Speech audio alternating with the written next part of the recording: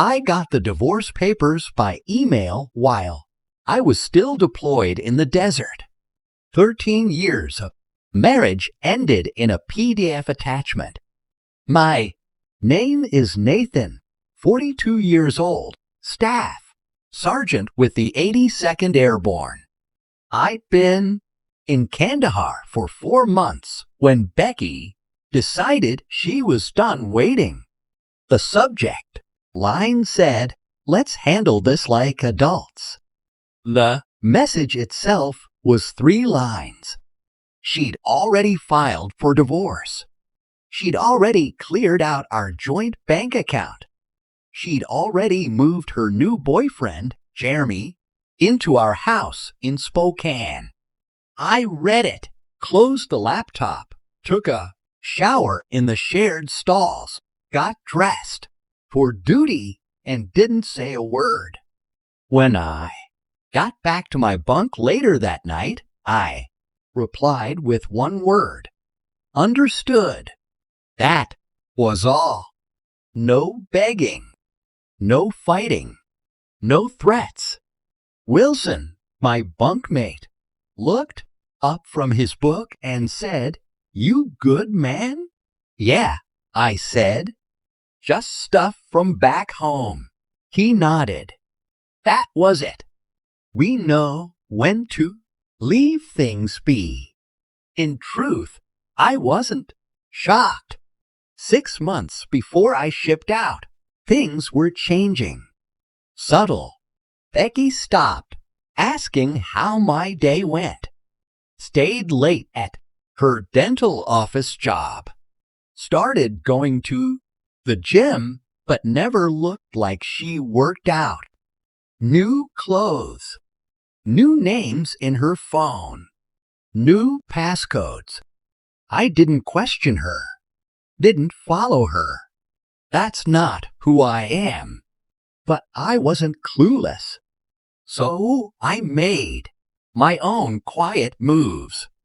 Nothing flashy. Just steps. I rented a storage unit across town. Stored key documents. My birth cert, our marriage license, deed to the house, all in my name thanks to the VA loan, plus my service paperwork. I also stashed my grandfather's watch and my mom's old silver there. Sentimental things. I opened a separate account at another bank. Started moving over part of my pay. Small enough not to raise alarms, but enough that I wouldn't be broke if things blew up. The night before I left, she hugged me at the airport and said, "Be safe." Eyes dry. Like she was seeing off a coworker, not a husband going to war. I should have known then. Part of me still hoped I was wrong. I wasn't. She didn't know I'd braced for this. She didn't understand. I don't start fights. I finish them. We met in 2010 at a friend's barbecue. I was back between deployments, staying with my buddy Jason in Spokane. She was finishing nursing school, but ended up working admin at a dental clinic. Less stress, she said. We were married in 8 months. She said she was proud of my service. Never really got it, though. Her dad ran a bank. Her brother was a pharmacist. No military in her bloodline. She'd ask when I'd get a real job. Didn't get that the Army wasn't a job. It was my life. 15 years of this. We bought the house in 2014. 3 bedrooms. Small yard. Quiet street. Mortgage was mine, VA loan, but I added her to the deed. Because that's what married folks do. She. My dad passed 1 year after we married. Heart attack while shoveling snow. Mom followed 3 years later. Lung cancer. Never smoked a day in her life. They left me a bit of money, not life-changing, but enough to wipe out our loans and build a safety net. I deployed 4 times during our marriage. 2 to Iraq, 2 to Afghanistan. Each time I came back, Becky seemed little more distant, like she was acting a part she no longer wanted. "I didn't sign up for this," she said once. "I'm tired of always being alone." I got it. I did. But the Army was the only place I ever felt fully seen. I was good at it, respected, trusted. In 2019, I started noticing more little things. She got short with me for calling during girls' nights. Started saying how Melissa had divorced her husband and was thriving. Started dropping comments about how we had nothing in common anymore. I suggested therapy. She said we were just in a phase. Then came late nights, trips with friends I'd never met, new wardrobe, gym membership she didn't use. I should have said something, but I don't lash out. My dad taught me to think first, so I waited and planned because my gut was warning me, and I always trust my gut. 2 weeks after the email, I was in the mess hall when my phone buzzed. Bank alert. Another withdrawal, $88,500. Nearly everything gone. I put my fork down, opened the app. Joint account balance, $22.37. Our savings gone. 47 grand we built over years, transferred to a name I didn't recognize. Murphy looked over. Bad news? I locked my phone. Nah, just money stuff. That night, I called the bank from base. Turns out Becky had been bleeding funds for weeks. Small pulls at first. Big ones started after I deployed. I hung up and just stood there, watching my unit laugh, talk to family, live their lives while mine was collapsing. Wilson found me. Heard from Alvarez you looked like death at dinner, he said. What's going on? I usually don't share. But Wilson once dragged me out of a burning Humvee. I owed him the truth. My wife emptied our accounts, moved her boyfriend into our house, filed for divorce while I was on patrol. Wilson didn't say sorry, didn't offer hope. He asked, "What's the plan?" "Not sure yet," I said. He nodded. "Let me know." That night I didn't sleep. Opened my laptop. Logged into our home security system. Something Becky forgot I could do remotely. Saw a strange truck in the driveway. A man walking our dog. Drinking from my mug. Wearing my Seahawks hoodie. And Becky laughing in the kitchen eye. Remodeled with my own hands. Something shifted. Not rage. Something colder. Clearer. I shut the laptop. Pulled out my phone. Made a list. Called James, Army buddy turned lawyer. Check via loan terms. Contact Top about emergency leave. Review refinance stuff Becky once mentioned. Check security on pension accounts. I wasn't sad. Wasn't even mad. I was locked in. Planning a mission. At 0, 500. Before my shift, I emailed James. Subject: Need legal help. Discreet and urgent. An hour later, he replied, Call me. Secure line only. When we hung up, I had a plan. No yelling.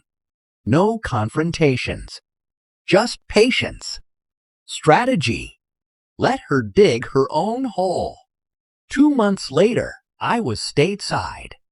Didn't tell Becky. Didn't text. Checked into a motel under a fake name. Called James. We met outside of town at a roadside diner. You look like hell, he said. Feel like it, I answered. He handed over a folder. Everything we talked about: house deed, loan docs, bank history. And this. He slid out a paper. Refinance app. Looked like my signature. But it wasn't. Wrong middle initial. Wrong pen flow. Becky forged it. I asked, though deep down I already knew. James nodded. 3 months ago. She used the equity, pulled out $330,000. My signature is required for that, I said. The VA loan's in my name only. She forged your signature, James replied. Took out the loan, drained your accounts, divorced you. Busy woman. James glanced at another page. It gets better. She listed her boyfriend as co-applicant. He's got a record, 2 DUIs, a fraud charge from 2019. I exhaled slowly. What are my options? Several, James said. But first, you need to decide what you want. I paused. I want what's mine. And I want her to face consequences. James smiled. Then here's what we do. The next day, I drove past the house. Her boyfriend's truck was gone, but Becky's car was in the driveway. I parked down the block and just watched. Thought about confronting her. But that wasn't the mission. Instead, I drove to the bank. Met the loan officer who'd processed the refi. Showed him my military ID, my real signature. Then the forgery. His face went pale. I'll have to report this immediately. I understand, I said. I've already filed a police report. That night, Becky texted, Who have you been talking to at the bank? Jeremy said someone's asking questions. I didn't respond. The next morning, I went to the county clerk. Filed paperwork contesting the refinance due to fraud. Flagged the property, no changes allowed without my approval. 2 days later, Becky called. I let it go to voicemail. Nathan, we need to talk. The bank's calling about the house. If this is about the divorce, we can be adults. Same words from her email. I still didn't respond. James called that afternoon. They froze the refinance funds. And there's more. Your truck? Jeremy's been driving it, right? It's in my name. He got pulled over. Suspended license. The truck's impounded. Good. He also had some items in the truck. Prescription pads from the dental office. She's been stealing pads? Looks that way. Not blank either. Police are investigating. I sat on my motel bed, stunned. This was spiraling fast. I almost called Becky. Old instincts. Then I remembered the cameras, my house, my life, handed off like it meant nothing. No turning back. Next morning, I met with the bank fraud investigator. Thompson. Short, tired eyes, coffee-stained tie. "This happens more than you'd think," he said, spreading documents. Spouse deploys. Other spouse sees opportunity. What now? We froze what's left. But some of the money's gone. How much? About half. $146,000. I leaned forward. Where did it go? Thompson hesitated. I'm not supposed to say. It's my house. My name. My money. He nodded, then turned his monitor. Transfers went to a Daniel Spencer. Several payments. Who's Daniel Spencer? Not my department, he said. Ask your lawyer. I called James. Daniel Spencer, he repeated. Give me a minute. An hour later, he called back. Got him. Spencer's a real estate agent. Specializes in quick cash sales. She was planning to sell the house, I said. Looks that way. Those payments were likely earnest deposits. And the connection? Spencer's worked with Jeremy Ryan 3 past deals. All involved women going through divorce. This wasn't just Becky cheating, I said. This was a setup. Could be, James said carefully. Ryan's got a pattern. Gets involved with women during divorces or while spouses are deployed. Houses get sold way under market. Ryan gets a cut. Then he moves on. And Becky could be a victim. Could be involved. I rubbed my face. What now? I've contacted the FBI, James said. This crosses state lines. VA loans. Military targets. They're interested.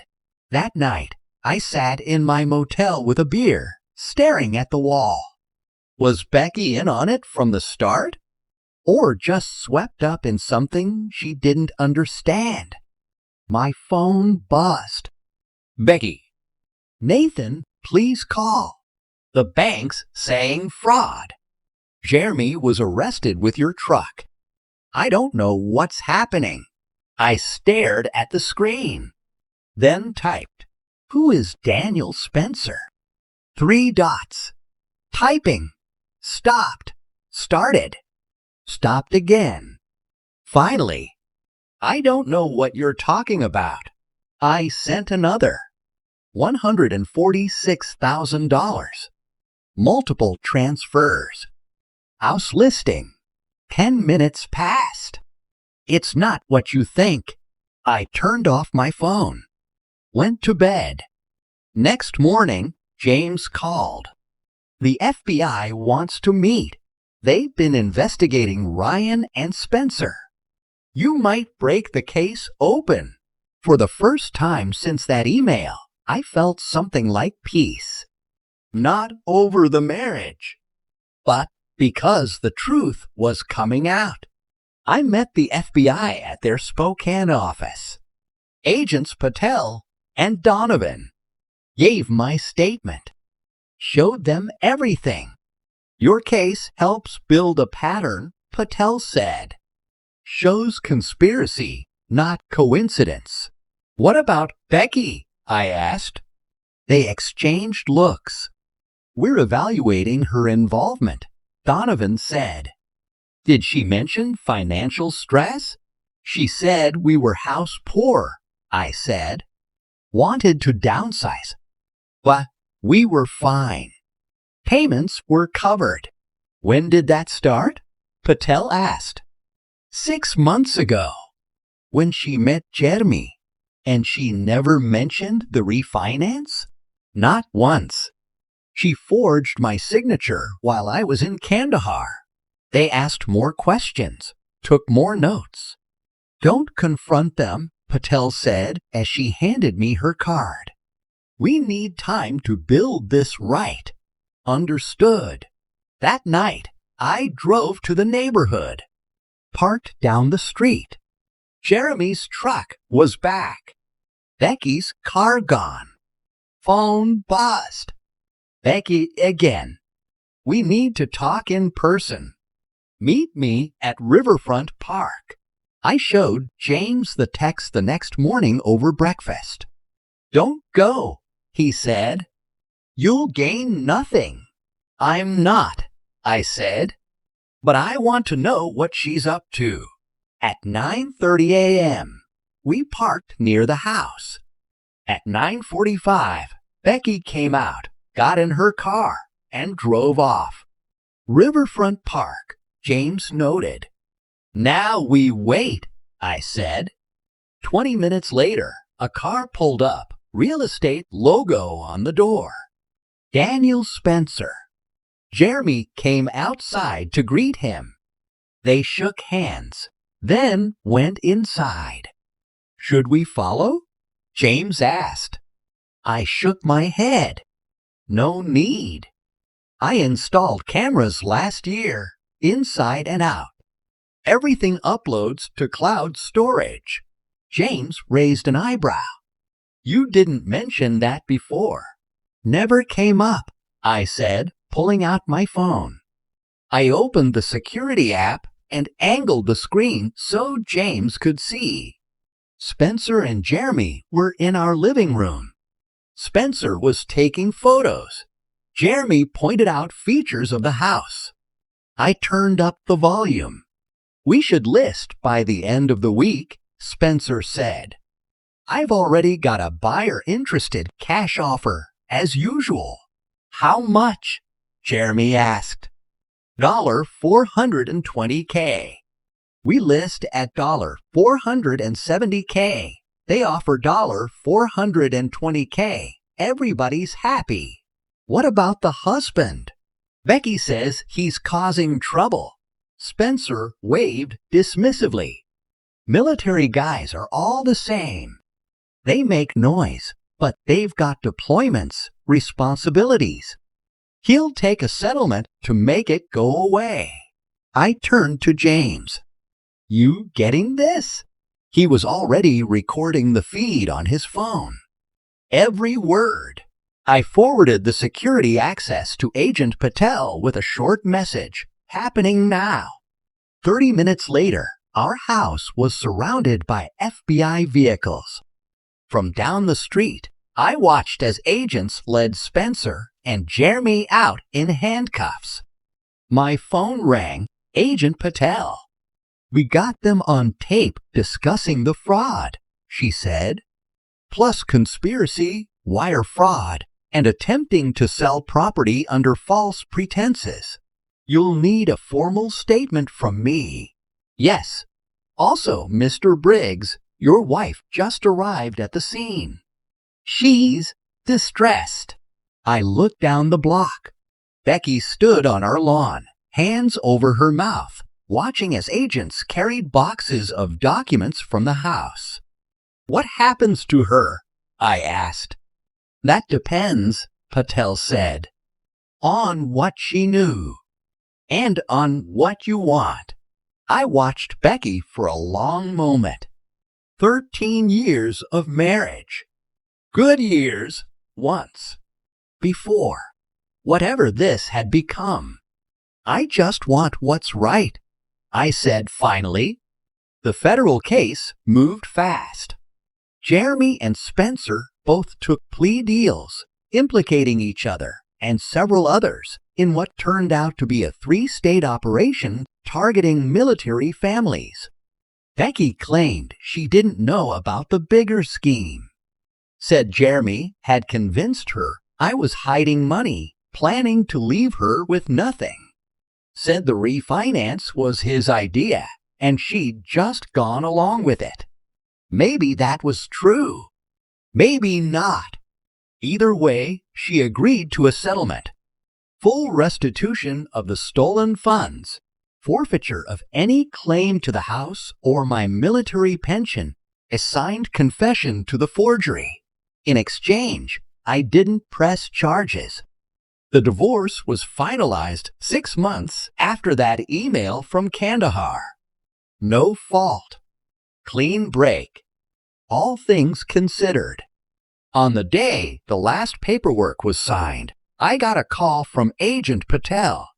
Jeremy Ryan was sentenced today, 8 years for fraud, conspiracy, and identity theft. Spencer got 12. Thought you'd want to know. Thank you, I said. There's something else, she added. We found evidence they did this to 11 other military families. Your case helped us build the pattern. Those families might get their money back because of you. After we hung up, I sat on the porch of my rental apartment, watching the sunset, thinking about those other families. Other men who deployed, believing their homes and marriages were safe, only to return to nothing. I hadn't planned on being the one to take down Jeremy and Spencer's operation. I just wanted what was mine. But sometimes things work out in ways you don't expect. My phone buzzed. A text from Becky. I never meant for things to end this way. I didn't respond. There was nothing left to say. A year later, I sold the house. I couldn't stand to live in it anymore. Too many memories. Too much betrayal soaked into those walls. I used the money to buy a small cabin outside Missoula, Montana. 2 bedrooms. 10 acres of land. A creek running behind it. No neighbors for miles. I took early retirement from the Army. 20 years was enough. I'd given enough. Got a dog. A German Shepherd named Scout. Started doing carpentry work for locals. Nothing fancy. Just something to keep my hands busy and the bills paid. The pension covered the rest. Sometimes I thought about Becky. Wondered where she ended up. James said she moved back to her hometown in Oregon, working at another dental office. Starting over, I guess. I didn't hate her anymore. Didn't really feel much at all, to be honest. She made her choices. And so did I. One evening, I got a letter from a woman in Fort Worth. Her husband was in the Navy. Jeremy and Spencer had tried to run the same scheme on her. The FB gave her my name. You don't know me, she wrote, but you saved our home. Thank you for fighting back when it would have been easier to just walk away. I read it twice, then pinned it to my refrigerator. Some days, when the silence got too loud or the memories got too sharp, I'd look at that letter and remember that something good came out of all of it. Last I heard, Jeremy was still in prison. Spencer too. The system worked. For once. As for me, I was finding my way forward, one quiet day at a time, building something new, something that couldn't be stolen, or forged, or betrayed, something that was just mine.